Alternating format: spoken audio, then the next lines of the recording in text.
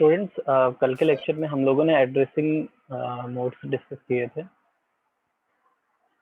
तो टोटल ये 5 addressing modes हम लोग डिस्कस किए थे। Direct addressing, register addressing, register indirect, immediate and implicit. ये 5 एड्रेसिंग मोड्स हम लोगों ने कल के लेक्चर में डिस्कस किए थे।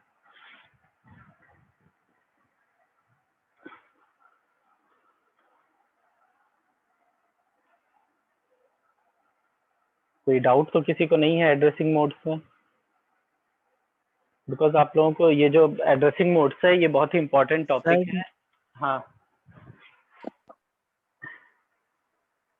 सर, आपने सर इनके नोट लगता है शेयर नहीं किया है। हाँ, इसका नोट्स अभी नहीं शेयर किया है हमने। तो सर रिवाइज नहीं कर पाए। अच्छा, तो रिवाइज लेक्चर से सर रिवाइज कर पहले दीजिए। शेयर कर दीजिए तो सर रिकॉर्डिंग हमने डाल रखी है, रिकॉर्डिंग से। तो सर डबल हो जाता है सर।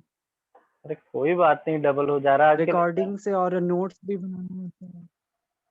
नोट्स प्रीवियसली दिन सारे भर तो शेयर्ड लेक्चर हैं। ही सुनते रहते हैं। ठीक है, हम समझ रहे हैं। हम नोट्स शेयर कर देंगे तो कंप्लीट हो जाए।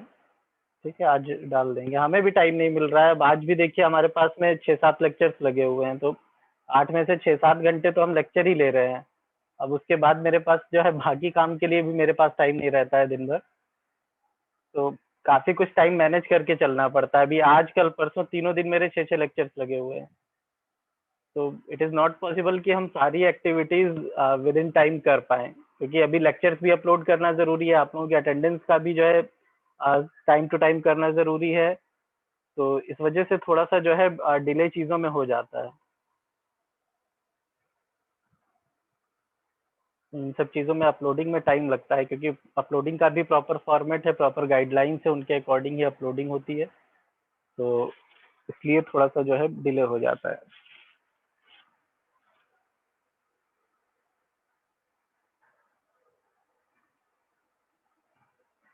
एंड जैसे एड्रेसिंग मोड्स की हम बात कर रहे थे, तो एड्रेसिंग मोड्स इम्पोर्टेंट टॉपिक है और आपको 8085 में, 8086 में या जनरलाइज फॉर्म में एग्जाम में जरूर मिलेगा एड्रेसिंग मोड्स। क्योंकि फर्स्ट यूनिट से जो क्वेश्चंस बनते हैं वो फर्स्ट यूनिट के क्वेश्चंस आपके एक तो जनरल माइक्रो प्रोसेसर का आर्किटेक्चर बनता है, और उसके बाद में एड्रेसिंग मोड्स भी जनरलाइज करके पूछे जा सकते हैं, या 8085 या 8086 तीनों में से किसी एक फॉर्म में एड्रेसिंग मोड्स भी जरूर आते हैं। सिमिलरली जो नेक्स्ट टॉपिक डिस्कस कर रहे थे हम लोग, जो इंटरप्ट है, इंटरप्ट भी इम्पोर्टेंट टॉपिक है। इंटरप्ट भी कई फॉर्म में आता है, जैसे कि मास्केबल इंटरप्ट या नॉन मास्केबल इंटरप्ट, जैसे कि कल डिस्कस किया था हम लोगों ने। इसके अलावा भी आज और डिस्कशन करेंगे, जैसे कि हार्डवेयर इंटरप्ट हो गई, सॉफ्टवेयर इंटरप्ट हो गई। फिर कितने टाइप्स की इंटरप्ट है, जैसे 8085 में 5 तरह की इंटरप्ट हम लोगों ने हमने बताई थी आपको। तो इस तरह से ये इंटरप्ट वाला जो टॉपिक है, ये टॉपिक भी मोस्ट इम्पॉर्टेंट है, आपको एग्जाम में जरूर मिलेगा। तो थोड़ा सा एग्जाम ओरिएंटेड भी हम लोगों को चलना है, एंड ये भी देखना है कि सारी चीजें कवर अप हो जाएं, आप लोगों को समझ में भी आ जाए।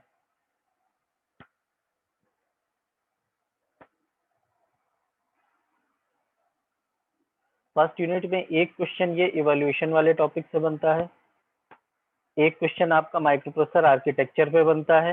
इसके बाद में फिर एड्रेसिंग मोड्स और इंटरप्ट से एक क्वेश्चन बनेगा।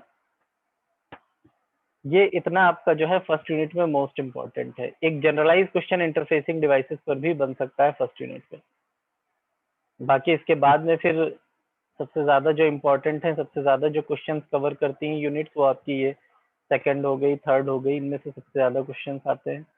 इसमें से एक दो प्रोग्राम्स आते हैं, बाकी यहाँ पर से भी एक दो क्वेश्चंस पेरिफेरल डिवाइसेस पर आते हैं, जिसमें से मोस्ट इम्पोर्टेंट डीएमए कंट्रोलर है। ये तो खैर अब बाद में डिस्कस करना है हम लोगों को। फिलहाल फर्स्ट यूनिट में हम लोगों के पास में ये टॉपिक्स इम्पोर्टेंट है, 1 2 3 4 और इंटरफेसिंग।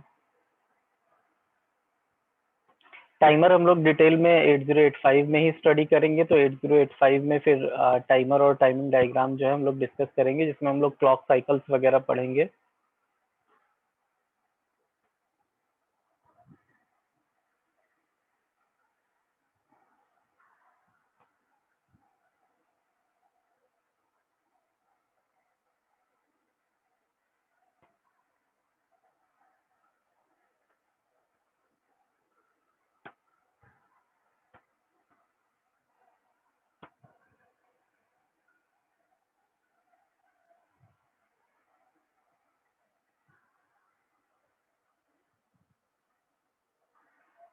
इंटरप्ट हम स्टार्टिंग से ही डिस्कस कर लेते हैं, ज़्यादा कुछ नहीं है इंटरप्ट में।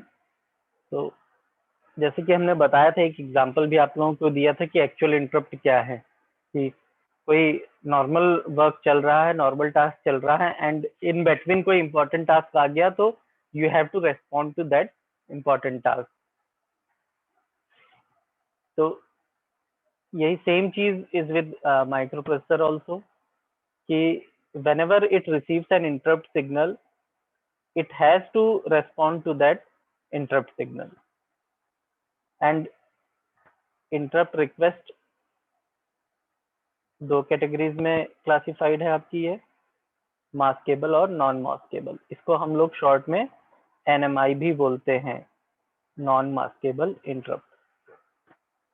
तो मास्केबल का मतलब है कि जिनको आप मास्क कर सकते हैं, मीन्स जो इंटरप्ट बहुत ज्यादा जरूरी नहीं है। इन केस आप कोई इंपॉर्टेंट टास्क कर रहे हैं तो इन दैट केस अगर कोई भी मास्केबल इंटरप्ट आती है तो हम उसको मतलब इट इज पॉसिबल टू कि हम उसको रेस्पॉन्ड नहीं कर रहे हैं।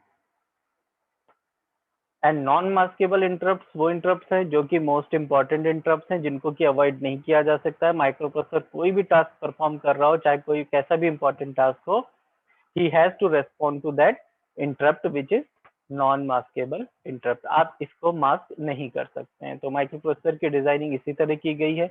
And there are 4 maskable interrupt and 1 non maskable interrupt. तो टोटल 5 इंटरप्ट हैं माइक्रोप्रोसेसर 8085 में।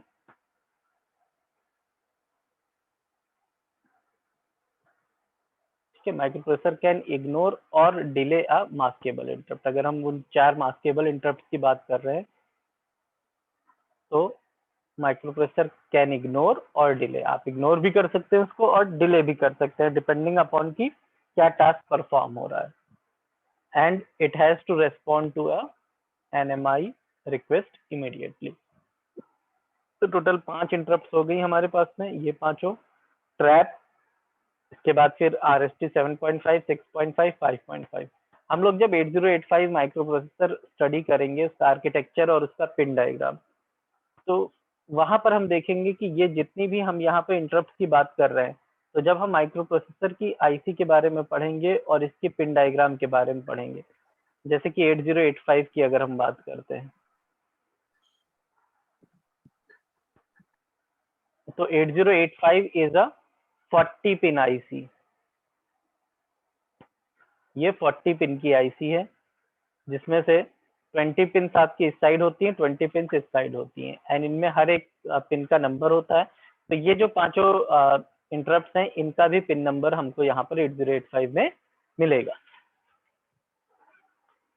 तो वहां पर हम देखेंगे कि किस पिन पर ये सिग्नल्स रिसीव हो रहे हैं।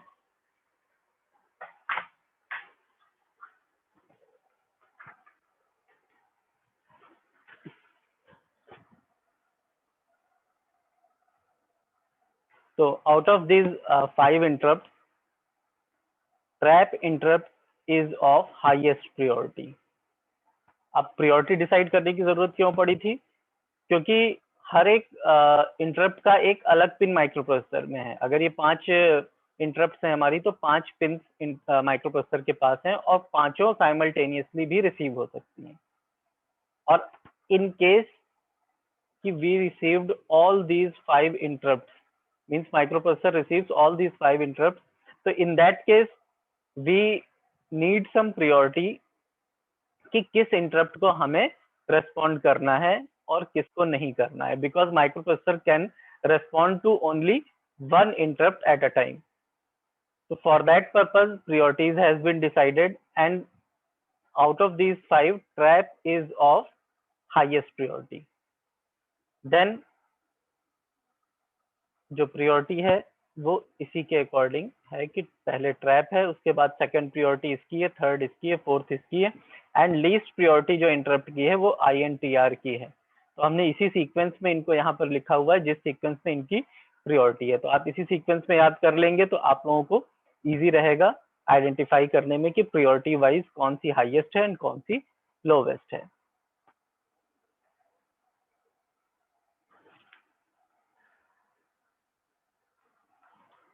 एंड वन मोर थिंग कि जब भी हम माइक्रो प्रोसेसर की बात कर रहे हैं, माइक्रो प्रोसेसर में कोई भी टास्क रन हो रहा है, तो it has a enable interrupt signal.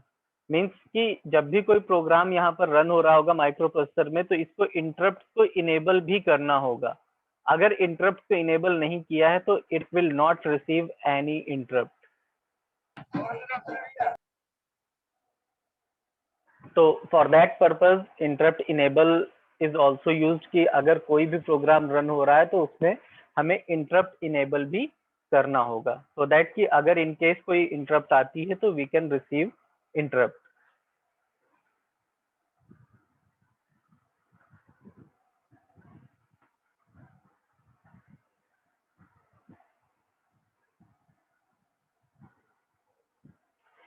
Then फिर बात करते हैं हार्डवेयर एंड सॉफ्टवेयर इंटरप्ट की। मतलब एक कैटेगराइजेशन ये भी है, जैसे मास्केबल एंड नॉन मास्केबल है, वैसे ही हार्डवेयर एंड सॉफ्टवेयर इंटरप्ट भी हैं। तो कुछ इंटरप्ट हैं जिनको हार्डवेयर इंटरप्ट कहा गया है और कुछ इंटरप्ट हैं जिनको कि सॉफ्टवेयर इंटरप्ट कहा गया है। तो interrupts caused by input output devices are called hardware interrupts।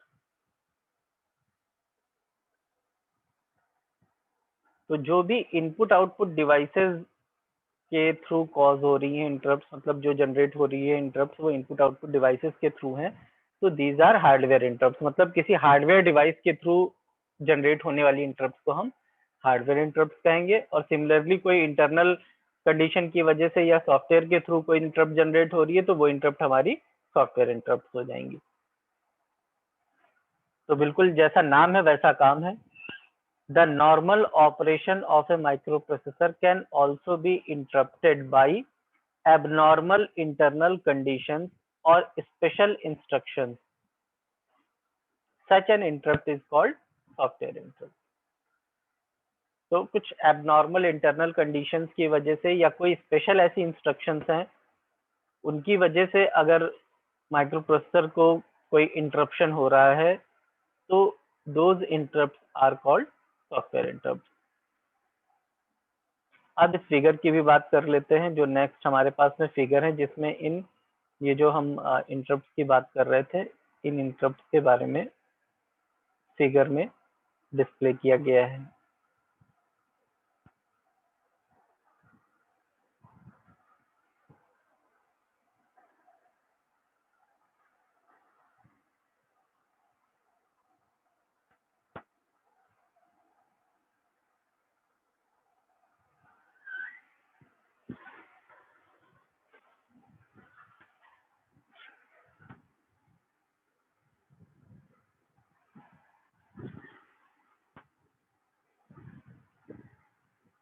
तो यहाँ पर सबसे पहला जो कॉलम है उसमें हमें यहाँ पे क्लॉक साइकिल दी हुई है, क्योंकि जब भी कोई इंटरप्ट आती है या कोई भी सिग्नल यहाँ पर कोई भी टास्क हम माइक्रो प्रोसेसर में परफॉर्म करते हैं तो it performs according to the clock cycle.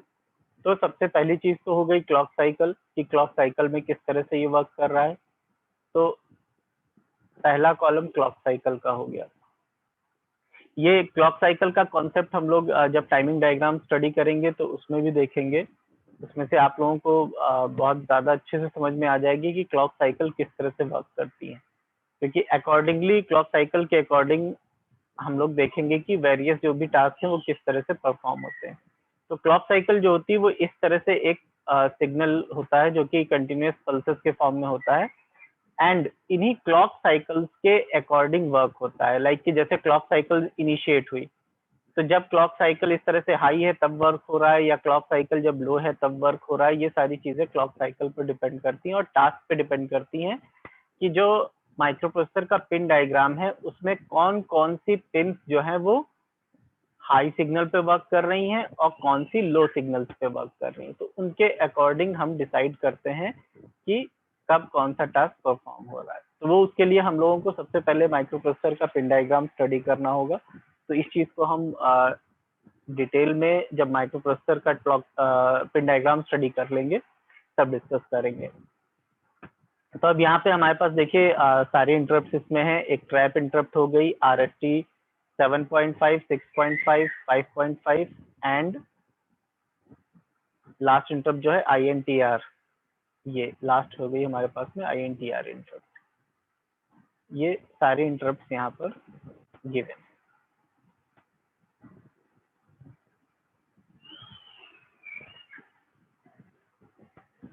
अब हर एक इंटरप्ट की कुछ ना कुछ वेक्टर लोकेशन होती है माइक्रो प्रोसेसर में, और वो लोकेशन जो है वो फिक्स लोकेशन है। जैसे कि मेमोरी में एड्रेस फिक्स होता है, वैसे ही इनकी वेक्टर लोकेशंस होती हैं, वो भी फिक्स होती हैं। अब जैसे कि हम ट्रैप की बात कर रहे हैं, तो ट्रैप क्योंकि हाईएस्ट प्रियोरिटी की इंटरप्ट है, तो ये डायरेक्ट यहाँ पर कोई भी इंटरप्शन आपको नहीं दिख रहा है, ये डायरेक्टली इस तरह से यहाँ पर गिवन है, इसमें कोई भी इंटरप्शन बीच में नहीं है। अब इसके बाद में फिर जैसे RST 7.5, 6.5 एंड 5.5 और INTR है, तो ये सारी कुछ गेट्स के थ्रू यहाँ पर आगे फॉरवर्ड होती है। गेट्स के थ्रू क्यों फॉरवर्ड हो रही है? क्योंकि these interrupt has to be checked for priority। अब यहाँ पर priority डिसाइड करने के लिए और मास्किंग करने के लिए कुछ सर्किटरी यूज होता है। ये यहाँ पर डिले फ्लिप फ्लॉप लगा हुआ है। फ्लिप फ्लॉप आप लोगों ने स्टडी नहीं कर रखे होंगे, या आप लोगों ने क्या फ्लिप फ्लॉप स्टडी किए हैं CIO में या डिजिटल इलेक्ट्रॉनिक्स में?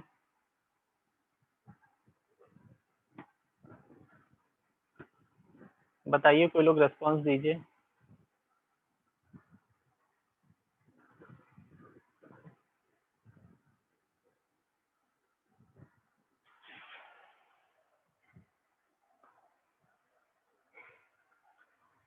तो यहाँ फ्लिप फ्लॉप के थ्रू हम एक गेट को इनपुट देते हैं और इस गेट के आउटपुट के अकॉर्डिंग फंक्शनैलिटी होती है, मास्किंग एंड प्रियोरिटी डिसाइड होती है। तो अगर आप लोगों ने पढ़ा होगा ये, तो आप लोगों को समझ में आ जाएगा कि किस तरह से वर्क हो रहा है, कब सिग्नल आता है तो उसके अकॉर्डिंग नहीं आउटपुट सर, कब। पढ़ा नहीं था सर। अच्छा, okay, thank you. Sir explain कर दीजिए बस। सर पढ़ा नहीं था फ्लिप फ्लॉप। कोई बात नहीं है, ठीक है। देखिए, इसको बहुत ज़्यादा डिटेल में तो नहीं स्टडी कर सकते हैं, क्योंकि इसमें बहुत ज़्यादा टाइम लगेगा, क्योंकि उसके लिए आपको सभी लॉजिक गेट्स और सारे फ्लिप फ्लॉप स्टडी करने पड़ेंगे, तब जा करके हम लोगों को ये चीज़ समझ में आएगी। बट बेसिक जो इसका यूज़ है वो मैं आप लोगों को बता दे रहा हूँ। लाइक जैसे ये जो फ्लिप फ्लॉप है, डिले फ्लिप फ्लॉप, इसमें कुछ नहीं होता है, ये सबसे सिंपल फ्लिप फ्लॉप है कि जो भी इनपुट यहाँ पर आता है, इनपुट इस डी वाले इनपुट पर आता है, एक सिंगल इनपुट डिवाइस है ये। सॉरी।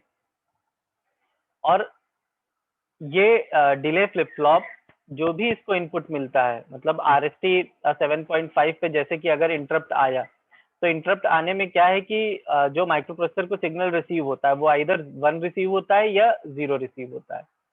0 का मीन्स है एब्सेंस ऑफ सिग्नल एंड 1 का मतलब है कि प्रेजेंस ऑफ सिग्नल। इसको हम कहीं कहीं पर हाई वर्ड से भी रिप्रेजेंट करते हैं। अगर 1 है तो इट मीन्स हाई सिग्नल है, और 0 है तो इट मीन्स लो सिग्नल है। तो हम ये नॉमेनक्लेचर यूज करते हैं। तो अब यहाँ से जो भी सिग्नल जनरेट होता है, मतलब RST में जो भी सिग्नल मिला है, प्रेजेंट है इंटरप्ट या एब्सेंट है इंटरप्ट, तो अकॉर्डिंगली डी फ्लिप फ्लॉप क्या करता है कि जो भी इनपुट रिसीव होता है उसी इनपुट को आउटपुट पे, यानी इस क्यू वाले आउटपुट पे प्रोड्यूस करता है, सेम जो इनपुट होता है। मीन्स अगर यहाँ 1 आया है तो आउटपुट पे भी 1 आएगा, बट विद अ डिले। एक स्मॉल डिले यहाँ पर एप्लीकेबल होता है, इसीलिए इसका नाम डिले फ्लिप फ्लॉप है, और इसके इनपुट को डी से रिप्रेजेंट किया जाता है। एंड फ्लिप फ्लॉप में हमेशा, कोई भी फ्लिप फ्लॉप हो, इसके अलावा भी कुछ फ्लिप फ्लॉप्स हैं, उनमें हमेशा एक आउटपुट क्यू होता है और दूसरा आउटपुट क्यू बार होता है, मीन्स उसका कॉम्प्लीमेंट। अगर एक आउटपुट ये 1 आ रहा है तो इसका कॉम्प्लीमेंट जो आउटपुट है वो 0 होगा। तो यहाँ से एक तो हमको ये सिग्नल मिल गया कि इंटरप्ट प्रेजेंट है और एब्सेंट है। अब उसके बाद में ये जो गेट है, this is AND gate. AND gate के केस में क्या होता है, जो इसका आउटपुट होता है, इसका आउटपुट होता है कि अगर इसके पास कोई भी जो भी इनपुट आ रहे हैं, तो इसका आउटपुट अगर हम y से रिप्रेजेंट करें तो y is equals to a dot b dot c, means multiplication of all the inputs. And इसके जो इनपुट होते हैं वो बाइनरी इनपुट्स होते हैं, मतलब आइदर 0 इनपुट होगा या 1 होगा, बाइनरी में ही इनपुट्स होंगे। तो अब यहाँ पर से ये डिसाइड हो जाएगा कि इंटरप्ट है या नहीं है। लेट अस अज्यूम कि इंटरप्ट प्रेजेंट है और ये 1 आ गया। इसके बाद में यहाँ पर से ये मास्किंग के लिए एक सर्किट लगा हुआ है, तो मास्किंग हमें करनी है कि नहीं करनी है उसके अकॉर्डिंग यहाँ पर सिग्नल आ जाएगा। तो ये जो बबल लगा हुआ है, दिस बबल मीन्स कि अगर यहाँ से 1 आया है तो इसके इनपुट पे 0 पहुंचेगा। बबल का मतलब होता है कि जो भी इनपुट आ रहा है उसको इन्वर्ट कर देना। अगर 1 आ रहा है तो उसको 0 कर देना और 0 आ रहा है तो उसको 1 कर देना। एंड नेक्स्ट हमारे पास में जो सिग्नल है वो एक ये सिग्नल है। ये सिग्नल आपको दिख रहा है कि हर एक गेट के इनपुट पे जा रहा है। एंड ये आ कहाँ से रहा है? ये इस फ्लिप फ्लॉप से आ रहा है। ये एसआर फ्लिप फ्लॉप है। और यहाँ पर जो सिग्नल आ रहा है आप देख रहे हैं कि ये सिग्नल जो आ रहा है ये इनेबल सिग्नल आ रहा है, इंटरप्ट इनेबल। और यहाँ पर ये जो सिग्नल है ये है डिसेबल इंटरप्ट। तो हमें इंटरप्ट को इनेबल करना है या डिसेबल करना है वो यहाँ से डिसाइड होगा। तो अगर इनेबल करना है तो इनेबल करने के लिए यहाँ पर से 1 मिल जाएगा हमें इनेबल करने के लिए। अब यहाँ पर से अगर हमें मास्क करना है तो अकॉर्डिंगली 1 या 0 होगा। अगर हमें मास्क करना है तो हम इसको दे देंगे 0, मीन्स हमें इस इंटरप्ट को रिसीव नहीं करना है। अब अगर 101 है, हम मास्किंग कर रहे हैं, तो 101 का मतलब है कि आउटपुट कितना आ जाएगा? तीनों बिट्स को अगर आप मल्टीप्लाई करेंगे तो आउटपुट आ जाएगा 0। इट मीन्स कि इसका आउटपुट 0 आ गया और ये इंटरप्ट इस समय वर्क नहीं करेगी क्योंकि हमने इसमें मास्क लगा रखा है। तो मास्क की वजह से हमने यहाँ पर जो सिग्नल दिया वो दे दिया यहाँ पर 0। ऐसे ही अगर हम यहाँ से इस फ्लिप फ्लॉप से सारी इंटरप्ट को डिसेबल कर रहे हैं तो इन दैट केस क्या होगा? यहाँ से डिसेबल सिग्नल जनरेट हो जाएगा और डिसेबल सिग्नल के केस में यहाँ पर हमें 0 रिसीव हो जाएगा। तो ये सिग्नल्स कुछ भी हो, इंटरप्ट अवेलेबल हो या ना अवेलेबल हो, अगर हमने यहाँ से 0 दे दिया तो इट मीन्स 1 1 और इंटू 0, तो ये 0 ही आएगा। तो हम किसी भी तरह से मास्किंग कर सकते हैं और ये लॉजिक गेट्स डिसाइड करेंगे कि इंटरप्ट को एक्सेस करना है या नहीं करना है। फिर से बताएं।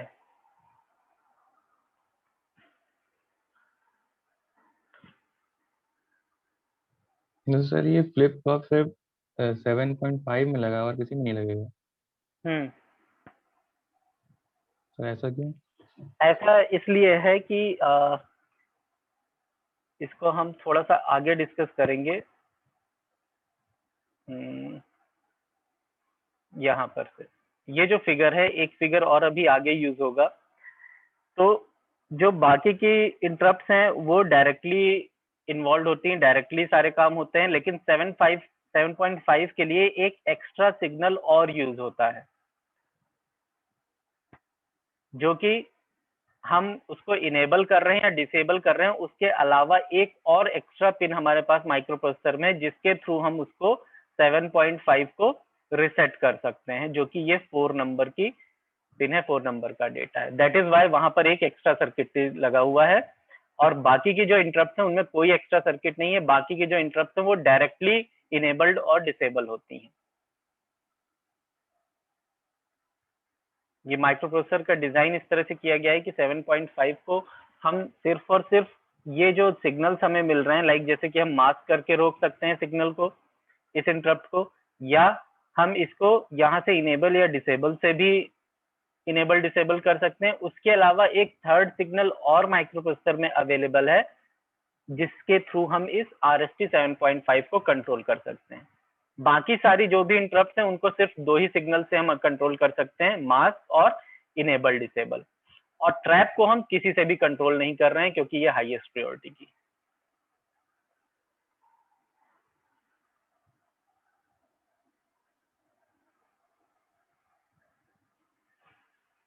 और कोई क्वेश्चन किसी का? गेट वाला कॉन्सेप्ट ना समझ में आया तो हम फिर से बता दें। हालांकि बहुत ज्यादा आप लोगों को फिगर के डीप में नहीं जाना है क्योंकि इसकी वर्किंग आपको बुक में भी नहीं मिलेगी कि ये किस तरह से सर्किट वर्क कर रहा है। अगर एग्जाम में आता है तो आप ये फिगर बना करके शो कर सकते हैं और ये एक कह सकते हैं आपकी आपके आंसर में स्पेशल इफेक्ट की तरह काम करेगा। बाकी इसमें सिर्फ और सिर्फ थ्योरी का क्वेश्चन आएगा, आपसे ये लॉजिक डायग्राम कोई स्पेसिफिकली नहीं पूछा जाएगा।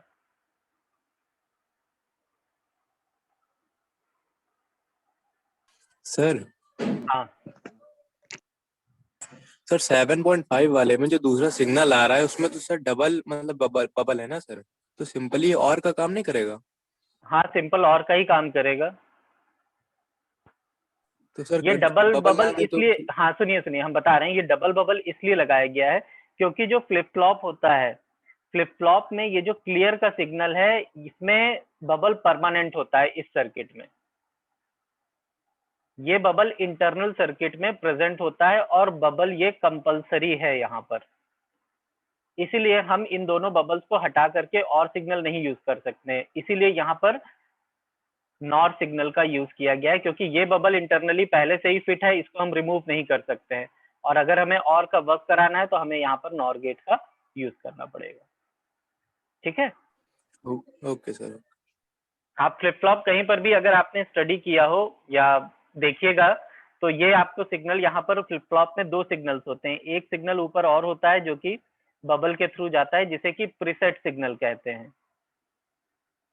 ये कुछ और सिग्नल्स होते हैं, जैसे कि फ्लिप फ्लॉप में जो भी डेटा है, अगर प्रीवियसली कोई डेटा है तो उसको क्लियर करने के लिए ये सिग्नल यूज किया जाता है। ऐसे ही प्रीसेट यूज होता है फ्लिप फ्लॉप को दोबारा से रिसेट करने के लिए। तो वो आप लोगों ने फ्लिप फ्लॉप्स पढ़े नहीं है, अदरवाइज आप लोगों को पता होता, क्योंकि पहले जो है कंप्यूटर साइंस में डिजिटल इलेक्ट्रॉनिक्स एक कंपलसरी सब्जेक्ट था, तो उसमें सभी लोग पढ़ते थे ये सारी चीजें। अब शायद हटा दिया गया है या क्या हुआ है पता नहीं, बट फिलहाल के लिए खैर इतना आप लोगों को जो है क्लियर हो गया हो तो फिर हम आगे बढ़े।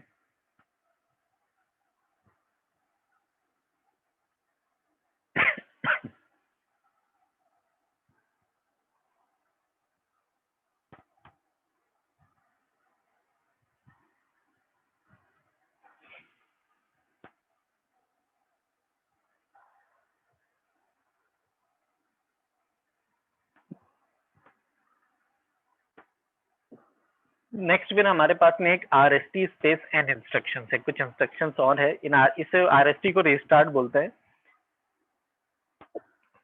और n का मतलब है कि ये एक जनरल n वेरिएबल लिखा हुआ है, यहाँ पर n की वैल्यू 1 2 3 4 5 6 है। अभी हम आगे एक टेबल में आप लोगों को ये शो करेंगे इंस्ट्रक्शन। तो ये these instructions are used for software interrupt. इसके बाद में फिर इंटरप्ट कॉल लोकेशंस हैं। इंटरप्ट कॉल लोकेशंस का मतलब हो गया कि हर एक इंटरप्ट की कुछ ना कुछ लोकेशन होती है, मेमोरी लोकेशन।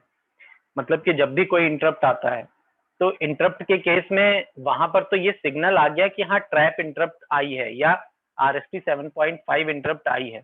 अब इंटरप्ट आने के बाद में माइक्रो प्रोसेसर को ये कैसे पता चलेगा कि उस इंटरप्ट के आने के बाद में माइक्रो प्रोसेसर को वर्क क्या करना है, क्योंकि उसके लिए भी कुछ सेट ऑफ प्रोग्राम्स होंगे। ये तो जो ट्रैप हो गया, RST 7.5 6.5, ये तो सिग्नल्स हैं कि हाँ कौन सी इंटरप्ट आई है, लेकिन हर एक इंटरप्ट के कुछ सेट ऑफ इंस्ट्रक्शंस होंगे, कुछ पर्टिकुलर प्रोग्राम होगा जो कि माइक्रो प्रोसेसर को परफॉर्म करना होगा। तो उसके लिए माइक्रो प्रोसेसर को ये पता होना चाहिए कि जब भी ये इंटरप्ट आई है तो हमें इस पर्टिकुलर प्रोग्राम को रन करना है। तो for that purpose each and every interrupt has some call locations, कि हम जैसे ही ये इंटरप्ट आई तो हम किस लोकेशन को कॉल करेंगे।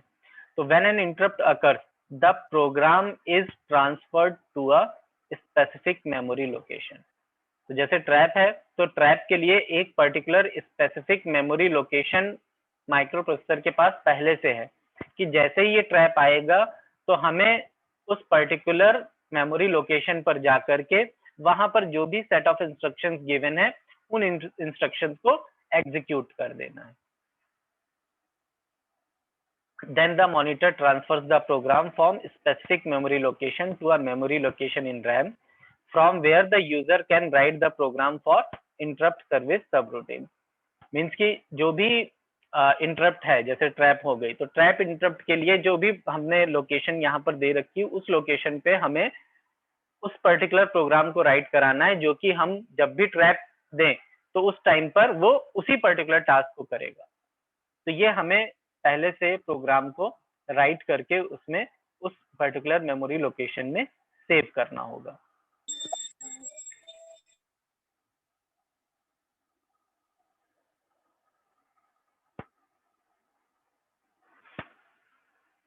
ये कॉल लोकेशंस दी हुई हैं हेक्साडेसिमल में। जैसे ट्रैप है तो ट्रैप के लिए कौन सी मेमोरी लोकेशन है, जैसे ही ट्रैप इंटरप्ट आएगी माइक्रो प्रोसेसर डायरेक्टली इस मेमोरी लोकेशन पे पहुंच जाएगा 0024 पे। ये प्री डिफाइंड है and it can not be change.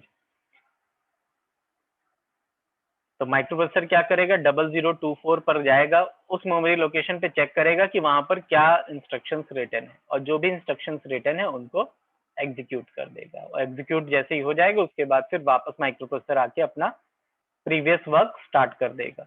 Same RST 7.5 के लिए 0003C, 6.5 के लिए 0034 और 5.5 के लिए 002C। ये पर्टिकुलर कॉल लोकेशंस हैं सभी इंटरप्ट के लिए।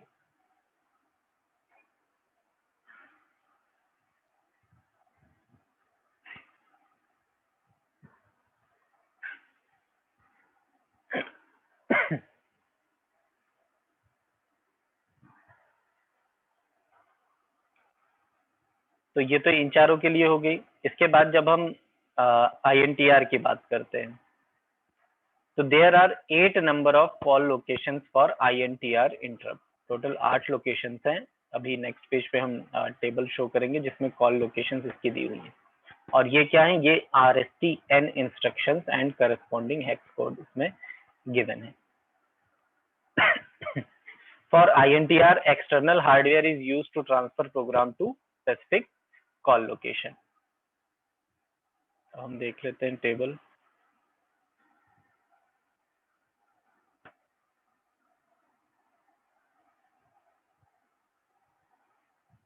ये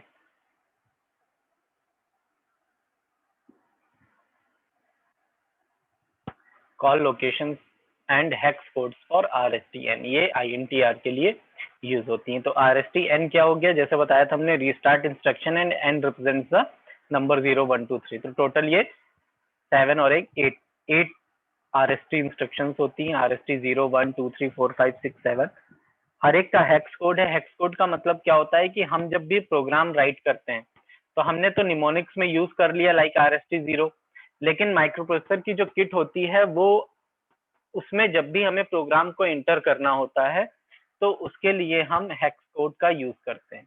आप लोग जब माइक्रो प्रोसेसर की लैब करेंगे तो उसमें देखेंगे कि उसमें हमें जब भी कोई भी इंस्ट्रक्शन यूज करनी है, जैसे कि हमें कोई भी डेटा को मूव करना है, मूव A, B, तो मूव A, B का एक हेक्स कोड गिवन होगा। उस हेक्स कोड को हम किट में एंटर करेंगे और उसके अकॉर्डिंग फिर किट वर्क करेगी। उसमें हम ये नहीं एंटर करेंगे MOV A, B, जैसा कि हम लोग नॉर्मल लाइक C++ लैंग्वेज में या अदर लैंग्वेजेस में करते हैं। यहाँ पर हमें हर एक इंस्ट्रक्शन का हेक्स कोड पता होना चाहिए, तभी हम उस प्रोग्राम को किट पे रन करा सकते हैं।